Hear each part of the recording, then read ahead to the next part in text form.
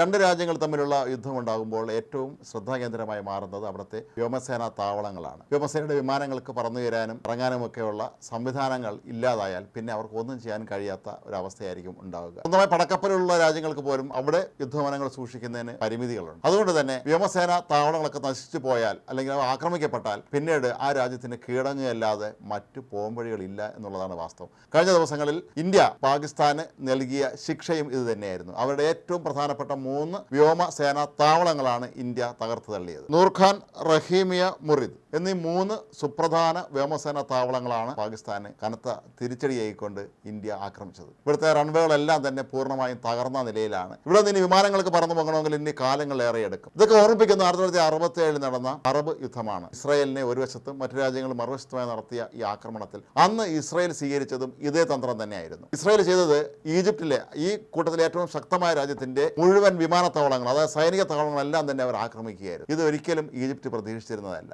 അതിശക്തമായ തോതിൽ ഈ വിമാനത്താവളങ്ങളും അവിടെ ഉണ്ടായിരുന്ന വിമാനങ്ങളും എല്ലാം തന്നെ ഇസ്രായേൽ ബോംബ് ചെയ്യുകയായിരുന്നു. ഇതിന്റെ ഫലമായി ഈജിപ്തിന് വൻതോതിലുള്ള നഷ്ടമാണ് സംഭവിച്ചത്. ഈജിപ്തിന്റെ യുദ്ധവിമാനങ്ങൾക്ക് പിന്നീട് അങ്ങോട്ട് പറന്നുപോകാനും കഴിഞ്ഞില്ല. അവയെല്ലാം തന്നെ അവിടെ കുടുങ്ങുകയും അവിടുത്തെ വിമാനത്താവളങ്ങളുടെ റൺവേകളെല്ലാം തന്നെ പൂർണ്ണമായും തകർന്ന അവസ്ഥയിലും എത്തിയിരുന്നു. അതുകൊണ്ട് തന്നെയാണ് അവർക്ക് പിന്നീട് അങ്ങോട്ട് ആ യുദ്ധത്തിൽ ഒന്നും ചെയ്യാൻ കഴിയാത്തതും ഇസ്രായേലിന് ശക്തമായ തോതിലുള്ള ആധിപത്യം നേടാൻ കഴിഞ്ഞത്. ഒരുപക്ഷെ ഇന്ത്യയും ഇസ്രായേലിന്റെയും മാതൃക തന്നെ ആയിരിക്കുമോ പിന്തുടർന്നത് എന്ന് നമ്മൾ സ്വാഭാവികമായും ചിന്തിക്കേണ്ടി വരും. കാരണം ഇസ്രായേൽ എല്ലാ കാര്യത്തിനും ഇന്ത്യക്ക് നല്ല ഒരു പ്രതിരോധ പങ്കാളിയായി വർഷങ്ങളായി പ്രവർത്തിച്ചുകൊണ്ടിരിക്കുന്ന ഒരു രാജ്യം തന്നെയാണ്. അതുകൊണ്ട് തന്നെ ആയിരിക്കാം ഒരുപക്ഷെ ഇത്രയും കൃത്യമായ രീതിയിൽ ഈ സുപ്രധാനമായ വ്യോമസേനാ താവളങ്ങളെ ഇന്ത്യ ആക്രമിച്ചത്.